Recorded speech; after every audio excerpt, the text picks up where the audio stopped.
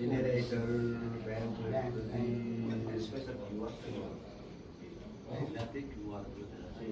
அவர் சொன்னவர் கியூஆருக்கு வெளியில் கொடுக்க வேண்டாம் தெரியும் அவங்க பயன்படி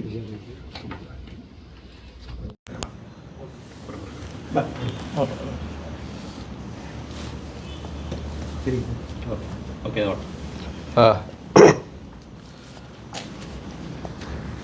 எல்லோருக்கும் வணக்கம். இன்றைக்கு இந்த அவசரமான இந்த சந்திப்பு மிகவும் முக்கியமானது. விசேடமாக வடக்கில் வாழ்கின்ற மக்களுக்கு அழைப்பு விடுக்க வேண்டிய தேவை ஒன்று ஏற்பட்டிருக்கின்றது. குறிப்பாக இன்றைக்கு யாழ் மாவட்டத்தில் வாழ்கின்ற மக்களுக்கு எங்களுடைய அன்பான அழைப்பொன்றை விடுக்க வேண்டியிருக்கின்றது. அப்போ அதன் நிமித்தமாகவே நாங்கள் இந்த செய்தியாளர் சந்திப்பினை செய்கின்றோம்.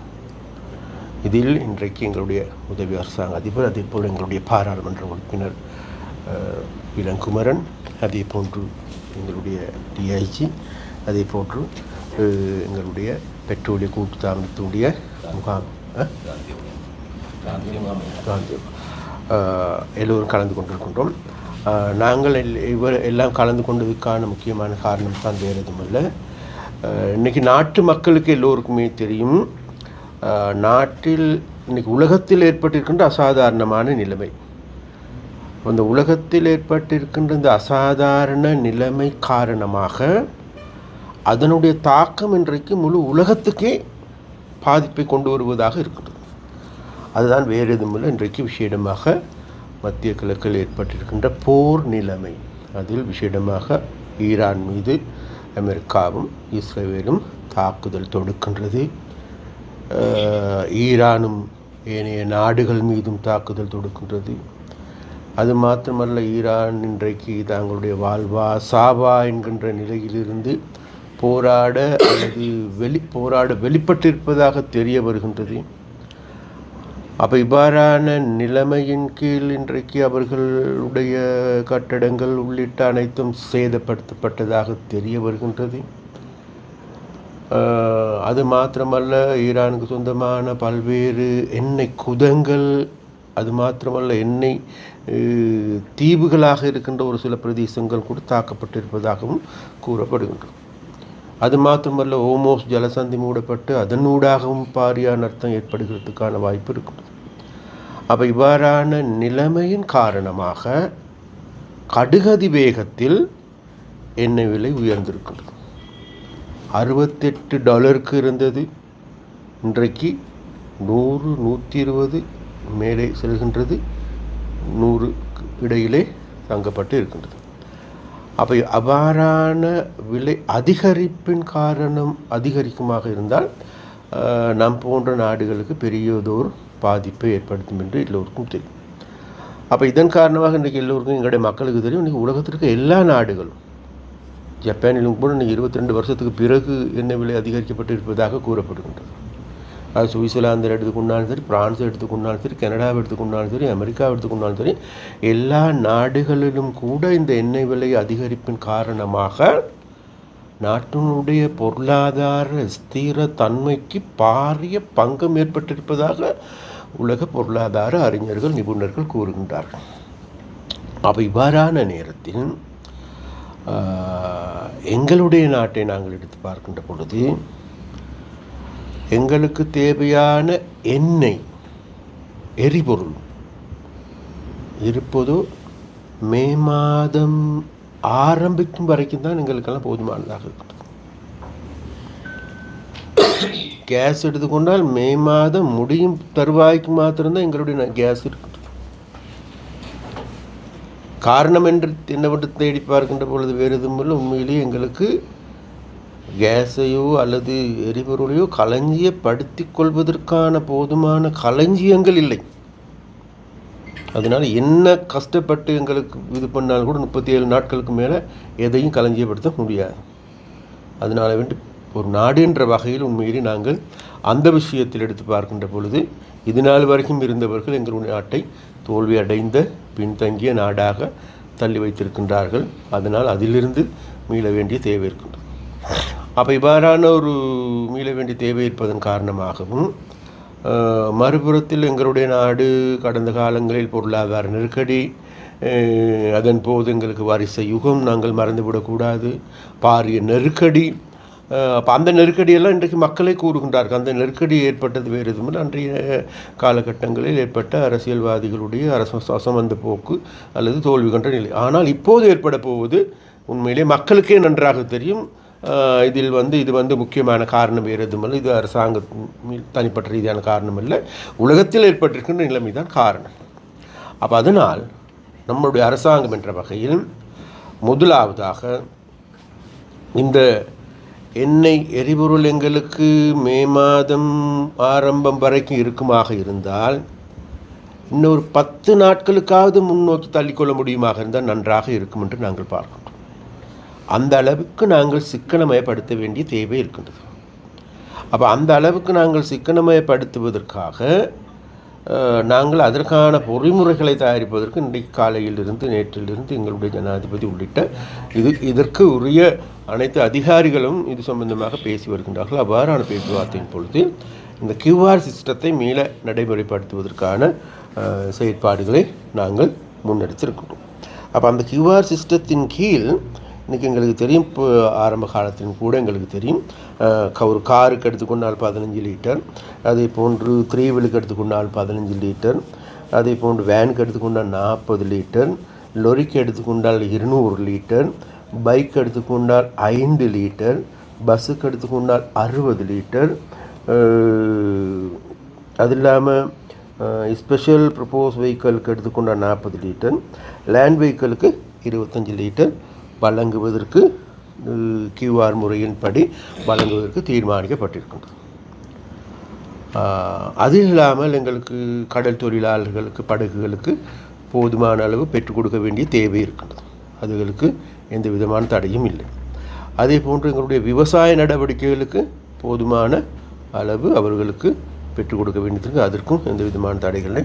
அதற்கான பொறிமுறை நான் நாளை வரும்பொழுது, இன்றைக்கு இரவு அல்லது நாளை அதற்கான பொறிமுறைகளையும் தயாரிக்கப்படும். அது இல்லாமல் ஒரு சில வாகனங்கள் இருக்கின்றது. இப்போ இன்றைக்கு நாங்கள் இது சம்பந்தமாக பேசுகின்ற பொழுது எங்களுடைய உதவி அரசாங்காதிபரும் கூட அவர்கள் குறிப்பிட்டார்கள், லொரி 200 லிட்டர் கொடுக்கின்ற பொழுது உண்மையிலே எங்களுடைய லொரிகள் ஒரு சில நேரத்தில் ட்ரிங்கோ மலைக்கு சென்று வர வேண்டி வரலாம். விசேடமாக இந்த பிரீமா போன்ற நிறுவனங்கள் கோதுமை கொண்டு வருவதற்காக அவர் கொண்டு வருகின்ற பொழுது நிச்சயமாக அது 200 லிட்டர் போதாமை ஆக இருக்கலாம். அப்போ அதற்கான பொறிமுறை ஒன்றை எங்களுடைய தயாரிப்பு கூட எங்களுடைய பெட்ரோலிய கூட்டுத்தாபன தலைவரோடு நாங்கள் பேசினோம். அவரும் கூட குறிப்பிட்டார்கள், உங்களுக்கு தேவைப்படுகின்ற விடயங்கள் தொடர்பாக எல்லாவற்றையும் எழுத்து வடிவில் எழுதி உங்களுடைய பொறிமுறையை தயாரித்து அனுப்புங்கள், அதுக்கேற்ற மாதிரி நாங்கள் எங்களுடைய நடவடிக்கைகளை ஃப்ளெக்சிபிளாக மாற்றிக்கொள்கின்றோம் என்று குறிப்பிட்டிருக்கின்றார்கள். அந்த பக்கம் மறுபுறத்தில் எடுத்துக்கொண்டால் QR கோட் வழங்குவதன் ஊடாக ஓரளவு கட்டுப்படுத்த முடியும் என்று நாங்கள் பார்க்கின்றோம். அதே நேரத்தில் QR கோட் வழங்கியதன் பிறகு, அதாவது இன்றைக்கு மக்களுக்கு தெரியும் இன்றைக்கி ஏற்பட்டிருக்கின்ற நிலைமை இது அரசாங்கத்தாலோ அல்லது இங்கே இருக்கின்ற மக்களால் உருவாக்கப்பட்ட ஒன்றல்ல, இது உலகத்தில் ஏற்பட்டிருக்கின்ற நிலைமையின் காரணமாக ஏற்பட்ட ஒன்று. அதனால் அரசாங்கத்தின் மீது மக்கள் வெறுப்பை தாண்டுகின்ற அல்லது அந்த வகையான செயற்பாடுகளுக்கு மக்கள் செல்ல மாட்டார்கள் என்கின்ற நம்பிக்கை இருக்குது. ஒரு சிலர் வேண்டுமென்றே யாராவது எதிர்க்கட்சிகள் திட்டமிட்டு ஏதாவது செய்தாலே தவிர வேறு எதுவும் கிடையாது. மக்களுக்கு இன்றைக்கு தெரியும் மக்களுக்கு. மறுபக்கம் அப்போ அதனால் அப்போ நாங்கள் பார்க்கின்றோம், நாளையிலிருந்து சகல பெட்ரோல் ஷெட்டுகளுக்கும் பாதுகாப்பை பலப்படுத்துகின்ற நடவடிக்கை, போலீஸ் பாதுகாப்பை பலப்படுத்துகின்ற நடவடிக்கை எடுத்து எங்களுடைய DH அவர்கள் வந்திருக்கிறார்கள். அவர்கள் நாளையிலிருந்து இதற்கான நடவடிக்கை, இன்றிலிருந்து இதற்கான நடவடிக்கை எடுப்பதாக கூறியிருக்கின்றார்கள். அதே போன்று அதிகமான வரிசை எதுவும் ஏற்படுமாக அந்த வரிசையை பராமரிக்கின்ற வேலை விஷயமாக எங்களுடைய பிரதேச செயலாளர் ஊடாக அதற்கான நடவடிக்கை எடுப்பதற்கு நாங்கள் தீர்மானித்திருக்கின்றோம். அப்போ அந்த வகையில் எந்த விதமான வரிசை வந்தாலும் கூட அந்த வரிசையில் ஏற்படுகின்ற வரிசையில் இருக்க வேண்டுமாக இருந்தால் வெயிலில் வாடுவார்களாக இருந்தால் அல்லது எந்த விதமான பாதுகாப்பற்ற நிலையம் இருந்தால் அவர்களுக்கான பாதுகாப்பு நிலையங்கள் அல்லது ஹட் போன்றவற்றையும் கூட பெற்று கொடுத்து அந்த மக்கள் தங்குவதற்கான அல்லது மலசலக்கூட வசதிகள் இல்லாமல் இருக்கும்போது அவைகளையும் கூட பெற்றுக் கொடுப்பதற்கான செயற்பாடுகளை முன்னெடுக்கப்பட வேண்டும் என்று அரசாங்கம் தீர்மானித்திருக்கின்றது. அப்போ இந்த நடவடிக்கைகளை நாங்கள் இன்றைக்கு எங்களுடைய பிரதேச செயலாளர்களுடன் நாங்கள் பேசியிருக்கின்றோம். அப்போ அந்த பிரதேச செயலாளர்கள் அந்தந்த நிலையங்களுக்கு சென்று பார்வையிட்டு அதற்கான ஆக்கப்பூர்வ நடவடிக்கை எடுப்பார்கள் என்று நாங்கள் நம்புகின்றோம். அதனால் நாட்டில் இன்றைக்கு ஏற்பட்டிருக்கின்ற இந்த நிலைமை காரணமாக அடுத்த வாரம் முதல் வாரத்தில் 5 நாட்களுக்கு பதிலாக 4 நாட்கள் வேலை செய்வதற்கான நடவடிக்கை எடுக்கப்படுகின்றது. புதன்கிழமை விடுமுறை நாட்களாக பிரகடனப்படுத்த இருக்கின்றது. அது மாத்திரமல்ல, நான் இன்றைக்கு இரவுக்கு எங்களுக்கு தெரிய வரும் பாடசாலைகள் பல்கலைக்கழகங்கள் எப்படி இயங்க வேண்டும் அல்லது அதற்கான பொறிமுறைகள் என்ன என்பதும் அப்போ அந்த பொறிமுறைகளுக்கு ஏற்ப மக்களிடம் நாங்கள் கேட்டுக்கொள்வது வேறு எதுவுமில்லை. அதாவது தயவு செய்து அனாவசியமான செலவுகள் போக்குவரத்து பயணங்களை தணிப்போம். ஏனென்றால் இது முழுவதும் அது நாட்டு மக்களுக்காக ஏற்பட்டிருக்கின்ற அனர்த்தம். அப்போ இந்த அனர்த்தத்திலிருந்து நாங்கள் ஓரளவாவது எங்களை தக்க வைத்துக் கொள்ள வேண்டுமாக இருந்தால் நிச்சயமாக இன்றைக்கி இருக்கின்ற எரிபொருளை கொஞ்சம் முன்னோக்கி கொண்டு செல்ல வேண்டும். அதே நேரத்தில் அரசாங்கம் என்ற வகையில் நாங்கள் சீனாவோடு பேசியிருக்கின்றோம், தருவதாக கூறுகின்றார்கள். ரஷ்யாவோடும் பேசியிருக்கின்றோம், தருவதாக கூறுகின்றார்கள். இந்தியாவோடு பேசினோம். ஏற்கனவே இந்தியா IOC மூலமாக 2 கப்பல் மசகு எண்ணெய் வருவதற்கு இருந்தது. அது இப்பொழுது கொண்டு வரவில்லை அவர்கள். நாங்கள் இந்தியாவோடு பேசி அவர்களிடம் கேட்டு தயவு செய்து எங்களுக்கு நீங்கள் கொண்டு வருவதாக கூறிய 2 கப்பல் மசகு எண்ணெயாவது கொண்டு வாருங்கள் என்று நாங்கள் கேட்டிருக்கின்றோம். அதற்கும் அவர்கள் ஓகே பண்ணியிருக்கின்றார்கள். அப்போ அந்த வகையில் அரசாங்கம் என்ற வகை அது மாத்திரமல்ல மேலும் பல நாடுகளோடு நாங்கள் இது சம்பந்தமாக பேசி கொண்டு வருகின்றோம். அதனால் இன்றைக்கு நாட்டிலும் உலகத்திலும் இலங்கைக்கு ஏற்பட்டிருக்கின்ற நன்மதிப்பு ஒன்று இருக்கின்றது. அப்போ அந்த நன்மதிப்பை நல்ல முறையில் பயன்படுத்தி மக்களை கஷ்டத்தில் வீழ்த்தாது பாதுகாத்து கொள்வது எங்களுடைய அரசாங்கத்தினுடைய தேவையும் நோக்கமாகும். அப்போ அந்த நோக்கத்தின் அடிப்படையில் நாங்கள் இன்றைக்கு நடைமுறைப்படுத்துகின்ற இந்த எரிபொருள் தட்டுப்பாட்டை தவிர்ப்பதற்கும் அதில் ஒரு சில கட்டுப்பாடுகளை விதித்து ஓரளவு சிக்கனத்தை கடைபிடித்து இப்போது இருக்கின்ற எரிபொருள்களை இன்னும் கொஞ்சம் மிச்சப்படுத்தி கொண்டு முன்னோக்கி செல்ல வேண்டும். ஆனால் கடந்த 2 வாரங்களாக நாங்கள் பார்க்கின்ற பொழுது எங்களுடைய விஷயமாக இது நாள் வரைக்கும் எங்களுக்கு 6 லட்சம் மெட்ரிக் டன் தேவைப்பட்டது. மெட்ரிக் டன்னா 6000 மெட்ரிக் டன். அப்போ ஆனால் இப்போ கடந்த காலங்கள் எடுத்து பார்க்கின்ற பொழுது 10,000க்கு அதிகமாக விற்பனையாக இருக்கின்றது. மக்கள் சேகரித்து வைத்திருக்கின்றார்கள். அண்மையிலும் கூட ஒரு சிலர் கைது செய்யப்படுகின்ற பொழுதும் கூட சில வீடுகளிலிருந்து 100 லிட்டர் 500 லிட்டர் அப்படியெல்லாம் எடுத்திருக்கப்பட்டிருக்கிறதாக இருந்த போதிலும் கூட அது காரணம் வேறு எதுமல்ல, மக்கள் கடந்த கால அனுபவங்கள் இருக்கின்றது. அதன் காரணமாகத்தான் அவ்வாறான நிலைமை. நாங்கள் சொல்கின்ற அவ்வாறான நிலைமை எதிர்காலத்தில் நாங்கள் சொல்ல போகணும்னால் அவ்வாறான நிலை கடந்த காலத்தில் ஏற்பட்ட நிலைமை அல்ல, இனி ஏற்படுமாக இருந்தால் இதை விட எல்லோருமே பாதிக்கக்கூடிய ஒரு நிலைமை தான் ஏற்படும். அதனால் நாங்கள் நினைக்கின்றோம், நாங்கள் பிரார்த்திக்கின்றோம், இந்த யுத்தம் தொடரக்கூடாது. இந்த யுத்தத்தை தொடருவதற்கான பொறிமுறையில் இன்றைக்கு யாரும் கிடையாது. அமெரிக்காவும் கிடையாது, அதே போன்று ஈரானும் கிடையாது. ஏன்னா எல்லோருமே கஷ்டத்தில் வீழ்ந்திருக்கின்றோம். அந்த கஷ்டத்தில் வீழ்ந்ததன் காரணமாக இந்த யுத்தத்தை ஆரம்பித்தன்றே இதன் வெல்வோம் என்று நினைத்தவர்கள் தோல்வி அடைந்திருக்கின்றார்கள். அப்போ அதனால் அதே நேரத்தில் இந்த யுத்தத்தை ஆரம்பித்து வீழ்த்தப்படும் என்கின்ற கூறுகின்ற நாடுகள் முன்னேறி இருக்கின்றது. இதில் ரஷ்யா விழுந்துவிடும் என்று நினைத்தார்கள். ரஷ்யாவில் இன்றைக்கு என்றைக்கும் இல்லாத அளவுக்கு அதிகமான எண்ணெய் கொள்வனவு அங்கு இருக்கின்றது. சீனா வீழ்ந்துவிடும் நினைத்தார்கள். இல்லை, அதுவும் அப்படி. மறுபுறத்தில் ஈரான் எடுத்துக்கொண்டால் கூட இன்றைக்கு யுத்தத்தை தொடர்ந்து செய்வது என்கின்ற நிலைக்கு வந்திருக்கின்றார்கள். அதன் மூலமாக எண்ணெய் விலையை அதிகரித்து அதன் மூலமாக அழுத்தத்தை ஏற்படுத்தி அந்த அழுத்தத்தின் ஊடாக யுத்தத்தை நிறுத்த வேண்டும் என்று அவர்களுடைய நோக்கமாகவும் இருக்கின்றது. எது எவ்வாறான போதிலும் கூட அந்த பிரச்சனைகள் அது அவர்களுக்குரிய பிரச்சனை, எங்களுக்குரிய பிரச்சனை வேறு எதுவும் இல்லை.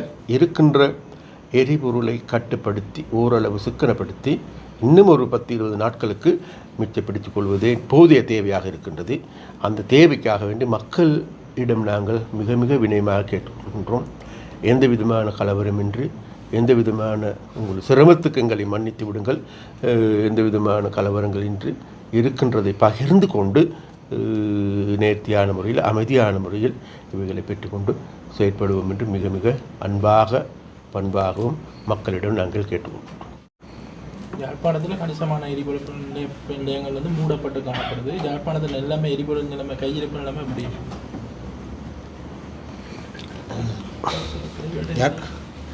யாழ்ப்பாணத்தில் கரையில்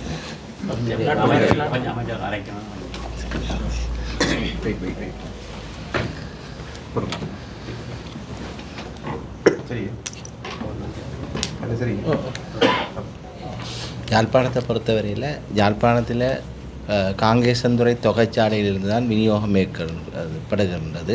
அதற்கு மேலதிகமாக கொழும்பிலிருந்தும் நேரடியாக விநியோகம் மேற்கொள்ளப்படுகின்றது.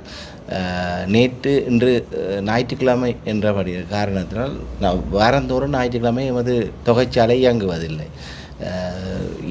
நேற்று சனிக்கிழமை இரவு QR தொடங்க போகிறதாக அறிவிக்கப்பட்டதால் பொதுமக்கள் சில QR முதல் எரிபொருளை பெறணும் என்ற ரீதியில் சில எரிபொருள் நிலையங்களில் இருந்த எதிர்பாராத விற்பனை நடைபெற்றதால் எரிபொருள் தீர்ந்து காணப்படுகிறது. எனினும் நாளை காலையில் எல்லா எரிபொருளுக்கும் தேவையான எரிபொருள் விநியோகிக்கப்பட்டு அவர்களுக்கு வழங்கப்பட்ட QR கோட்டா அடிப்படையில் எந்த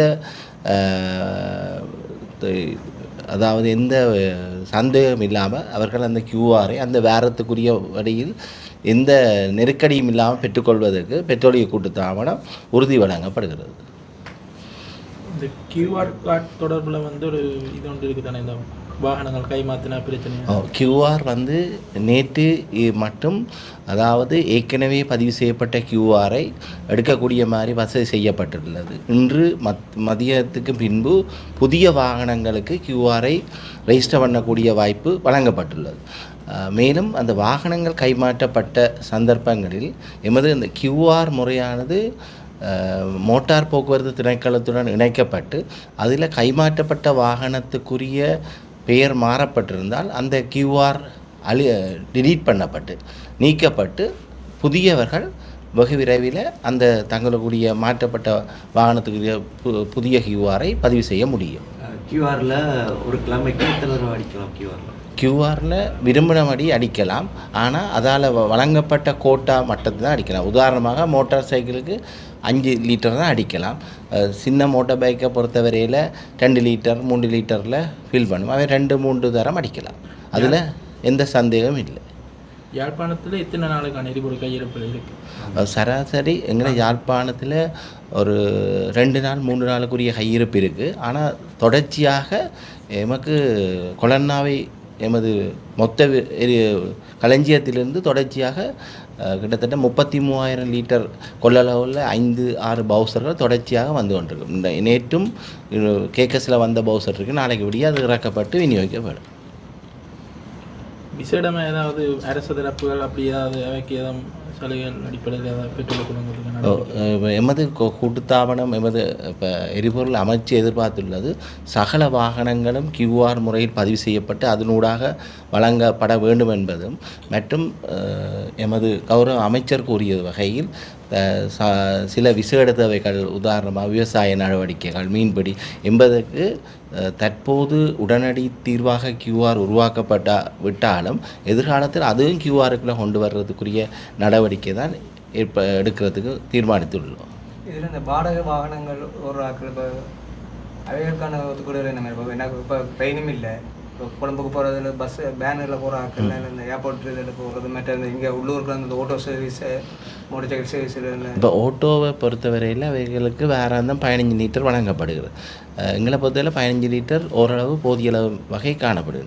சில நீங்கள் சொன்ன மாதிரி அந்த வேனுகள் அதுகள் ஏர்போர்ட்டுக்கு போகிறதுக்கு எதிர்காலத்தில் கௌரவ அமைச்சர் சம்பந்தமாக கலந்துரையாடி அவர்களுக்கு விசேட சில வேளைகளில் வாகன இலக்கங்களை வைத்து கியூஆரின் இதை அதிகரிக்க வாய்ப்புள்ளது. இப்போ உடனடி தீர்வாக கிட்டத்தட்ட 80% பிரச்சனை தீர்வதற்காக பொதுவான கியூஆர் தான் இதன் நடைமுறைப்படுத்தப்படுகின்றது. அதோடாக பிறகு விசேட தேவைக்கூடியவர்களின் வேண்டுகோளுக்கு ஏற்ப எதிர்காலத்தில் தீர்மானிக்கும். இது தொடர்பாக இப்போ நாங்கள் இன்னும் கொஞ்சம் முன்னுக்கு நாங்கள் எங்களுடைய பெட்ரோலிய கூட்டுத்தாபன தலைவரோடு நாங்கள் பேசினோம். அதில் நாங்கள் கேட்டோம், நாங்கள் கேட்டப்போ 200 லிட்டர் கொடுக்குன்றதுக்கு இதில் போதாமல் இருந்தால் என்ன செய்யுது. அவங்க சொன்னால் அதுக்கான பொறிமுறை ஒன்று தயாரித்து எங்களுக்கு அனுப்பும், நாங்கள் அதுக்கான ஆக்ஷன் ஒர்க்கும் எடுக்கிறோம். அதில் நான் சொன்ன கமத்தொழிலுக்கு எடுத்து ரைட் கமத்தொழிலுக்கு நீங்கள் உங்களுக்கு என்ன தேவையோ கமத்தொழில் திணைக்களத்தின் மூலமாக அதற்கான ரிக்வெஸ்ட்டை தாங்க நாங்கள் அது செய்யணும். அதில் பிக்மி பாவிக்கிறார்களுக்கு என்ன செய்யணும் அதையும் இங்கே இருக்கின்ற பிக்மி நிறுவனத்தோடு பேசி அதற்கான அது இல்லாமல் பொதுவான பொறிமுறை என்று செய்யப்படுது நாட்டில். அப்போ அந்த பொறிமுறைக்கேற்ப அதிலையும் நம்ம செய்வோம்னு சொன்னாங்க. அதே போன்று பேக்கரியில் சம்பந்தமான பிரச்சனையும் வருது. அப்போ அதையும் நாங்கள் காய்ச்சிருக்கோம். அதுகளுக்கும் இங்கே இருக்கின்ற பேக்கரி தொடர்பாகவும் இங்கே இருக்கின்ற பேக்கரி சங்கங்களோடையும் பேசி அவர்களுடைய தேவை என்னான்னு கருதி அதற்கேற்ற முறையில் ஒரு பொறிமுறையை தயாரித்து அனுப்புங்க. அதுகளுக்கான வேலைகள் நாங்கள் செய்கிறோம்ட்டு ஃப்ளெக்சிபிளாக சொல்லியிருக்காங்க இப்பொழுதைக்கு.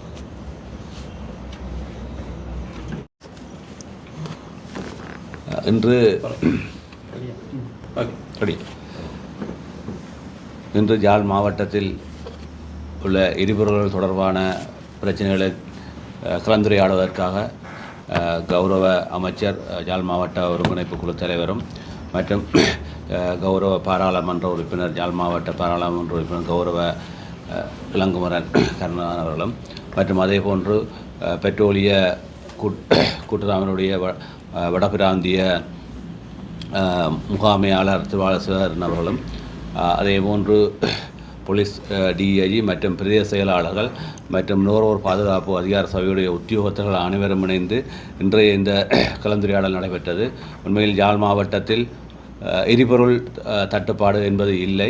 அதற்காக எங்களுடைய மாவட்ட ஒருங்கிணைப்பு குழு தலைவர் அவர்களுடைய தலைமையின் கீழ் பல்வேறுபட்ட முயற்சிகள் எடுக்கப்பட்டு எங்களுடைய பெட்ரோலிய கூட்டுத்தாபனம் தங்களுடைய சேவை செய்து வருகின்றது. அது தொடர்பாக எங்களுடைய மாவட்டத்துக்கு விசேடமாக இருக்கின்ற பிரச்சனைகள் இந்த பெட்ரோல் வழங்கப்படுகின்ற பொழுது அல்லது கியூஆர் சிஸ்டத்தில் வழங்கப்படுகின்ற பொழுது இருக்கின்ற பிரச்சனைகள் உண்மையில் தீபக பகுதிக்கு எங்களுடைய இந்த கியூஆர் மூலம் வழங்கப்படுகின்ற பொழுது அவர்கள் வாகனங்களில் இங்கால கொண்டு வந்து அந்த கியூஆரை கியூஆர் மூலமாக பெட்ரோலை பெற்றுக்கொள்ள முடியாத சந்தர்ப்பத்தில் அதுக்கு என்ன பொறிமுறையை செய்யலாம் என்ற தொடர்பாகவும் அதேபோன்று கியூஆர் வழங்கப்படுகின்ற பொழுது பெட்ரோல் நிலையங்களில் ஏற்படுகின்ற நெருக்கடிகளை அல்லது அது தொடர்பான ஏற்படுகின்ற முரண்பாடுகளை தடுப்பது தொடர்பாகவும் இந்த கலந்துரையாடல் பல்வேறுபட்ட விடயங்கள் கலந்துரையாடப்பட்டது. யாழ் மாவட்ட எரிபொருள் கையிருப்பு நிலைமைகள் தொடர்பாக யாழ் மாவட்ட செயலகத்தில் கடற்றொழில் அமைச்சர் மற்றும் இலங்கை பெட்ரோலிய கூட்டுத்தாபன வடபிராந்திய முகாமையாளர் மற்றும் போலீசார் அதிகாரிகள் சகிதம் ஒரு விசேட கலந்துரையாடல் இடம்பெற்றது.